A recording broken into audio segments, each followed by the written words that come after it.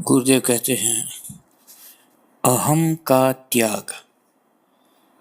अपना माना हुआ ये स्थूल शरीर तो मरने पर भस्म हो जाता है, परंतु अहम तो सूक्ष्म रूप से हमारे दूसरे जन्म का हेतु बन जाता है।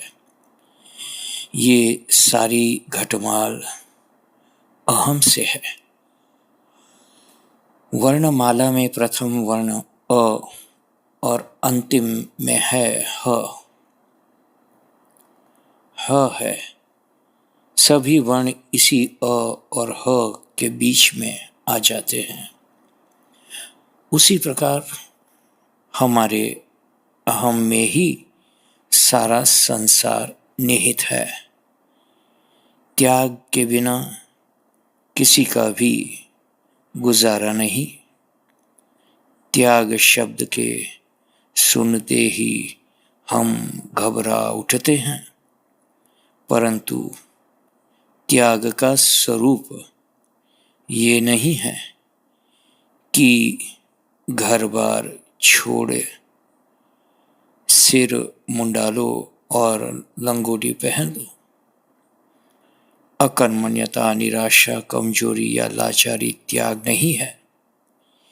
त्याग का स्वरूप है अहंकार युक्त जीवन को त्याग देना, स्वार्थपूर्ण व्यवहारों का त्याग कर देना, राग द्वेष से ऊपर उठना, अर्थात विपरीत संग का त्याग करना।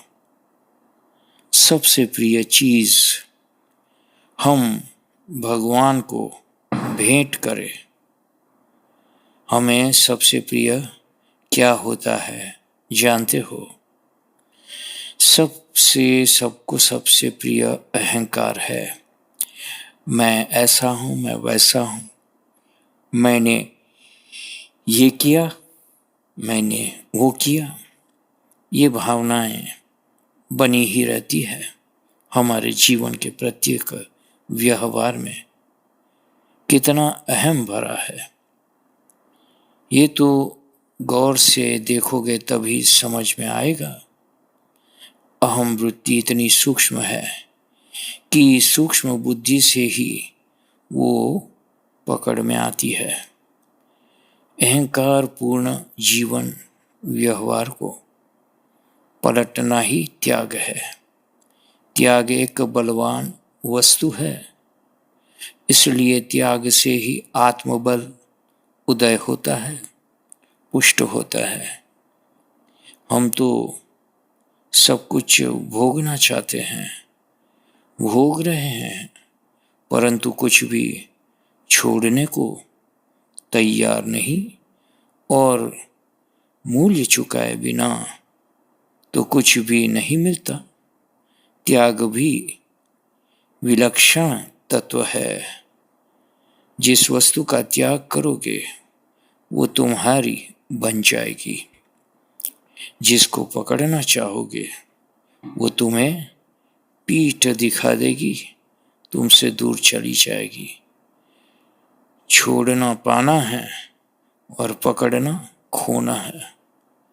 सुख चाहते हो तो तुम्हारे सुख का निश्चित अंश दूसरे को बांट दो। तेन त्यक्तेन भुंजिता, ईशावास्य उपनिषद में कहा है।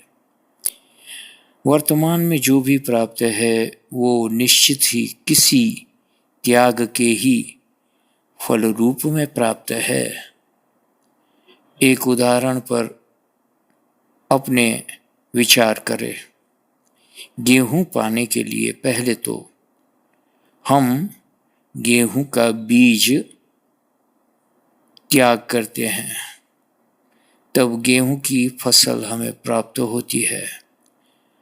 हमें इस प्रकार गेहूं की फसल मिलती है। ये अनुभूति युक्त विश्वास हो गया है, इसलिए गेहूं का त्याग करने में हमें तनिक भी हिचकिचाहट नहीं होती है, परंतु उतनी ही चौकस बात है कि धन त्याग से अर्थात इच्छा व प्रसन्नता पूर्वक परहित व परमार्थ करने से धन पाओगे, सेवा देने से सेवा पाओगे, विद्या देने से विद्या पाओगे, सुख शांति आनंद देने से सुख शांति आनंद पाओगे। कार्य कारण का ये अटल संबंध है। घर मिले उसे जो अपना घर खोवे हैं, घर मिले उसे जो अपना घर खोवे हैं, जो घर राखे वो घर घर में रोवे हैं, जो घर रखे वो घर घर में रोवे हैं। घर खोना या घर फूंकना यानी अहम का त्याग। जो अहम का त्याग करता है वो अपना मूल सनातन घर पाता है, नहीं तो घटमाल में नए नए शरीर में रोता फिरता है।